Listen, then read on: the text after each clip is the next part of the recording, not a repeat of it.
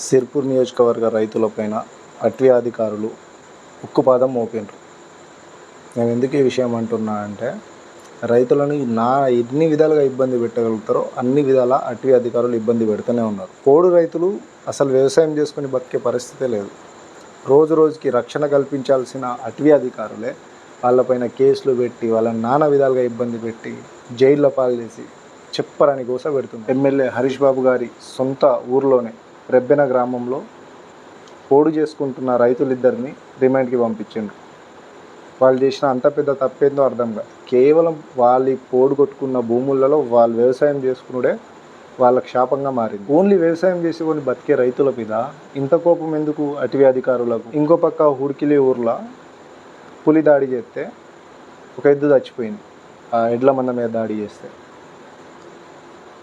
వీళ్ళకు నష్టపరిహారం ఇప్పించడం కానీ, లేకుంటే ఇంకా ఇట్లాంటి చర్యలు పునరావృతం కాకుండా ఉండడానికి అటవీ అధికారులు తీసుకుంటున్న చర్యలు ఏంటి ఎవరికి తెలియదు. గతంలో జరిగినాయి, మనుషుల మీద జరిగినాయి, ఇప్పుడు జరుగుతున్నాయి. శాశ్వత పరిష్కారం చూపించడంలో లేని ఇంట్రెస్ట్ అటవీ అధికారుల మీద చిన్న గీత పడితే చాలు కేసులు, రిమాండ్లు వెంటనే వాళ్ళకి. అంటే అటవీ అధికారులు పోడు రైతులను ఎట్లయినా ట్రీట్ చేయొచ్చు, వాళ్ళని తిట్టొచ్చు, కొట్టొచ్చు, 40-50 మంది వచ్చి బెదిరియచ్చు. కానీ బై మిస్టేక్న ఎవరైనా రైతులు కానీ లేదంటే వాళ్ళకి ఎవరైనా మద్దతు తెలిపితే వాళ్ళపైన రిమాండ్లు, కేసులు. ఇదే నేను దాడిని ప్రోత్సహించడం లేదు, కానీ అటవీ అధికారులకు ఒక న్యాయం, పోడు రైతులకు వాళ్ళకి మద్దతు తెలిపే నాయకులకు ఇంకో న్యాయం. అటవీ అధికారుల ద్వంద్వ వైఖరి ఏదైతే ఉందో దీన్నే నేను ఖండిస్తున్నాను. పోడు రైతుల మీద కానీ లేదంటే ఈ వ్యవసాయం మీద కానీ వాళ్ళు చేసుకునే వ్యవసాయం మీద ఇంత శ్రద్ధ చూపించే అటవీ అధికారులు రీసెంట్గానే ఇదే మన ఆసిఫాబాద్ కానీ లేదంటే ఈ చంద్రపూర్ డిస్టిక్లో కానీ T-202 అనే ఆడపులి చనిపోయింది. ఎట్లా చనిపోయింది అయ్యా అంటే, ఈ అటవీ కాదులనే షార్ప్ షూటర్ ఒక ఆయన వచ్చి అదెవరో మనుషుల మీద దాడి చేస్తే దానికి మత్తు మంది ఇస్తే ఆ మత్తు మందు వికటించి చనిపోయింది. ఈ పులులకు రక్షణ కల్పించాల్సింది రైతులు లేకపోతే ఈ మనుషులు ఎవరో వాటికి హామ్ చేయాల్సిన అవసరం లేదు. అటవీ అధికారులే వాళ్ళ చేతులతోనే వాళ్ళే పులుల్ని చంపుతున్నారు. మరి ఎవరి మీద చర్యలు తీసుకున్నారు మీరు? ఇక ఎవరైనా పోడు రైతుల చిన్నగా దున్నితే చర్యలు, నాగలు పెట్టకుండా ట్రాక్టర్ పెడితే చర్యలు, అక్కడ వచ్చి వాళ్ళు ఏదైనా ప్రశ్నిస్తే చర్యలు. ఒక ఆడపులిని, నిండాడపులిని అటవీ అధికారుల నిర్లక్ష్యమే చంపేసింది. ఎవరి మీద కేసు పెట్టిండ్రు? ఎంతమందిని రిమాండ్కి పంపించిండ్రు ఇప్పటి వరకు? సిర్పూర్ నియోజకవర్గంలో ఇప్పటి వరకు పులుల వల్ల కానీ లేదంటే అటవీ జంతువుల వల్ల కానీ, పంటలకు కానివ్వండి, అడవి పందుల వల్ల కానివ్వండి ఎంతో పంట నష్టం జరిగింది. రైతులు చాలా నష్టపోయిండ్రు. ఇప్పటి వరకు వాళ్ళకి ఎంత నష్టపరిహారం చెల్లించిండ్రు అటవీ అధికారులు? వాటిపైన చర్యలేంది? వాటిపైన రివ్యూ మీటింగ్లు? కేవలం రైతులకు మద్దతు తెలుపుతున్నారనే ఒకే ఒక కక్షతోని మాజీ జిల్లా పరిషత్ చైర్మన్ కోనేరు కృష్ణ గారిని కక్ష సాధింపు చర్యగానే ఆయన పైన కేసు పెట్టి, ఆయనతో పాటు ఆయన మద్దతుగా ఉన్న వాళ్ళపైన కేసు పెట్టి వాళ్ళకి రిమాండ్ పంపించడం జరిగింది. అంటే ఏంది? రైతుల పక్షాన్ని ఎవరు మాట్లాడద్దా? ఎవరు చేయొద్దా?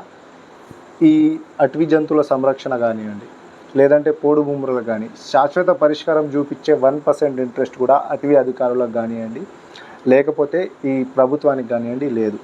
కేవలం రైతులపైన రావాలి, వాళ్ళపైన దౌర్జన్యాలు చేయాలి ఇష్టానుసారంగా. ఎవరైనా దాని మీద ప్రశ్నిస్తే వాళ్ళపైన కేసులు పెట్టి రిమాండ్లకు పంపించాలి. మేము దాడిని ప్రోత్సహించాం, కానీ చట్టరీత్యంగా కోనేరు కృష్ణ గారు చేసింది తప్పే కావచ్చు, కానీ ఆయన చేసింది ధర్మయుద్ధం. ఆయన భూమిలోకి వస్తేనో లేకపోతే ఆయనకు వ్యక్తిగతంగా జరిగిన అన్యాయం కోసం ఆయన అటవీ అధికారుల మీద చేయి చేసుకునే ప్రయత్నం చేయలేదు. అది ఇంటెన్షనల్గా జరిగింది కాదు. రైతులకు అన్యాయం జరుగుతున్నప్పుడు అడ్డుకునే ప్రయత్నం చేసిండ్రు. దాన్ని దాడిగా చిత్రీకరించి కేసులు పెట్టేసి ఆయనకి రిమాండ్కి పంపించి కక్ష సాధింపు. ఇంతటితో ఏమవుతుంది? 2 కేసులు పెట్టడం వల్ల మీరు 2 కేసులు పెడితే అయ్యేదేమున్నది? మళ్ళీ కోనేరు కృష్ణ కాకుండా ఇంకా వేరే నాయకులు కూడా వచ్చి ఖచ్చితంగా దాన్నే కొనసాగిస్తారు. సరే, ఈ దాడిని మీరు ఖండిస్తున్నారు, ఓకే. రీసెంట్గానే ఇక్కడ కర్జల్లి దిమ్దా రైతులతో కలిసి బీఆర్ఎస్ పార్టీ రాష్ట్ర నాయకులు డాక్టర్ ఆర్ఎస్ ప్రవీణ్ కుమార్ గారు ఫుల్ SC/ST కమిషన్ని ఇక్కడికి పిలిపించిండ్రు. ఆ ఫుల్ బెంచ్ వచ్చి ఏదో అట్లా నామకే వాస్తే వచ్చి కూర్చొని 4 మాటలు మాట్లాడేసి మేము ఆ పరిష్కారం చెప్తాం, ఈ పరిష్కారం చెప్తామని పెద్ద మాటలు మాట్లాడి వెళ్ళిపోయింది. కానీ చర్యలు శూన్యం. మీరు చట్టపరంగా పోతేనేమో సమస్యలను పరిష్కరించరు. లేదు, ఒకవేళ రైతులతో వచ్చి స్థానికంగా ఎక్కడైతే ఇట్లా మీరు రైతులను అడ్డుకునే కాడికి వచ్చి మిమ్మల్ని ప్రశ్నిస్తే మీరేమో కేసులు పెట్టి జైలుకు పంపిస్తారు. మరి ఎట్లా రైతులు బతికేది ఎట్లా? సిర్పూర్ నియోజకవర్గ ప్రజలు బతికేది ఎట్లా? మేము చేసిన తప్పేంది? ఈ సిరుపూర్ గడ్డ మీద పుట్టడమా మేము చేసిన తప్పు?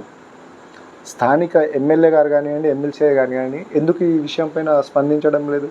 వారు ఎందుకు దీనిపైన చర్యలు తీసుకోవడం? ఇక ఈ రాష్ట్రానికి హోంమంత్రి ఉన్నాడా లేదా, శాంతి భద్రతలు ఉన్నాయా లేదా దేవుడెరుగు. ఎందుకంటే పిఎంజే జ్యువెలరీ కేసులో నిందితుల్ని పట్టుకున్న తర్వాత ఆ కేస్ స్టడీ అంతటిని కూడా ఎవరైతే ట్రైనీ డిఎస్పీలు ఉంటారో వాళ్ళకి పాఠ్యాంశంగా చేర్చే పనిలా ఉన్నది. మరి ఎవరైతే అధికారులు ఉన్నారో వీళ్ళు చేస్తున్న దౌర్జన్యాలని వాటిని ఎట్లా అడ్డుకోవాలి, వాటికి శాశ్వత పరిష్కారం ఇవెందుకు ట్రైనీ డిఎస్పీలకు నేర్పడం లేదు? అంటే మీకు ఏది నచ్చుతుందో కార్పొరేట్ సంస్థలు అయితే వాళ్ళ దగ్గర నుంచి డొనేషన్లు వస్తాయి, వాళ్ళ దగ్గర డబ్బు ఉంటుంది, కాబట్టి వాళ్ళకి ఏ సమస్య వచ్చినా ఇట్టే పరిష్కారం ఇవ్వాలి, దానికి శాశ్వత పరిష్కారం చూపెట్టాలి. కానీ పోడు చేసుకుంటున్న రైతులు కానివ్వండి, రైతుల సమస్యలు కానివ్వండి, ఏవి కానీ ప్రభుత్వానికి పట్టవు, హోమ్ మినిస్టర్కి పట్టవు, ఎవరికి పట్టవు. మేము సీరియస్గా ఏం చెప్తున్నామంటే ఈ నలుగురిని రిమాండ్కి పంపించడం వల్లనో లేదంటే అటవీ అధికారులు వచ్చి పెద్ద పెద్ద మార్పులు చేయడం వల్లనో ఇక్కడ భయపడే ప్రసక్తి లేదు.